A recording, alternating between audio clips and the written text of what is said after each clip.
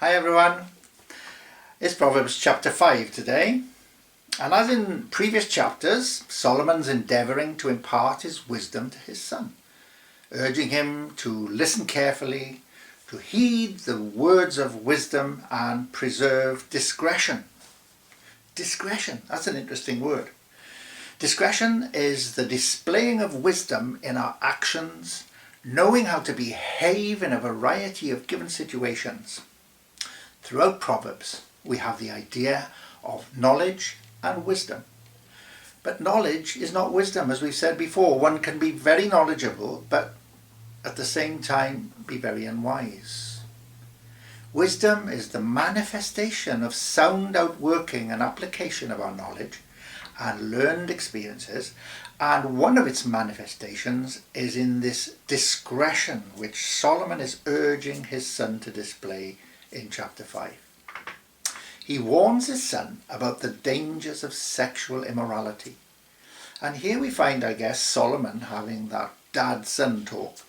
It's a relatively frank talk in Bible terms, in which Solomon portrays the picture of the beauty and wholesomeness of the physical relationship between a man and the wife of his youth. Conversely, he warns about being tempted away from that wonderful relationship. Here he says, "The lips of an immoral woman drip honey, but her feet go down to death. Her steps lay hold on hell." And in verse 8, "Remove your way from her, and do not go near the door of her house. Staying faithful to the wife of your youth. Drink from your own cistern," he says in verse 15. "Should your fountains be dispersed abroad, the streams of water in the streets?" That's verse 16. You see, the meaning here is clear.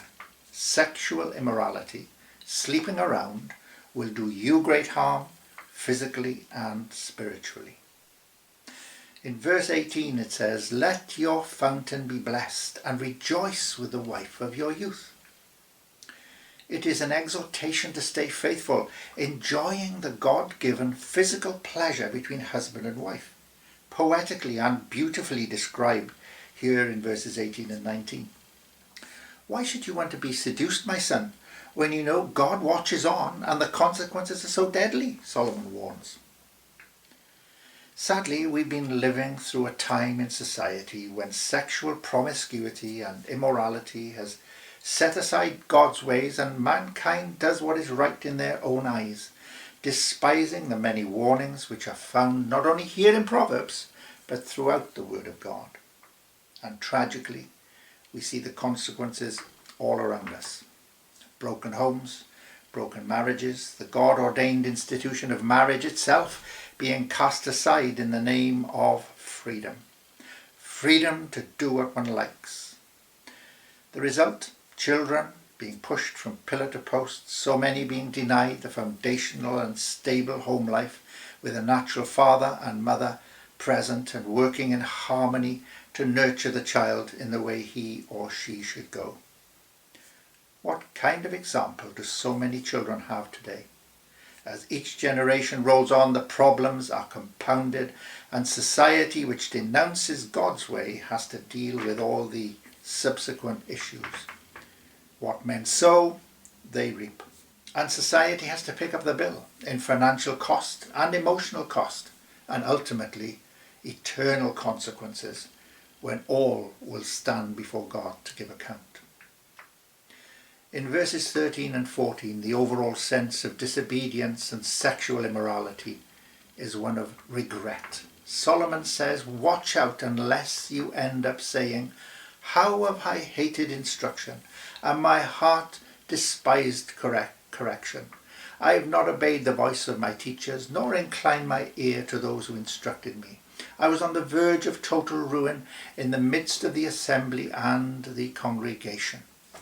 Regret in capital letters. And overall, Solomon is having this talk with his son to say, my son, stick with the wife of your youth.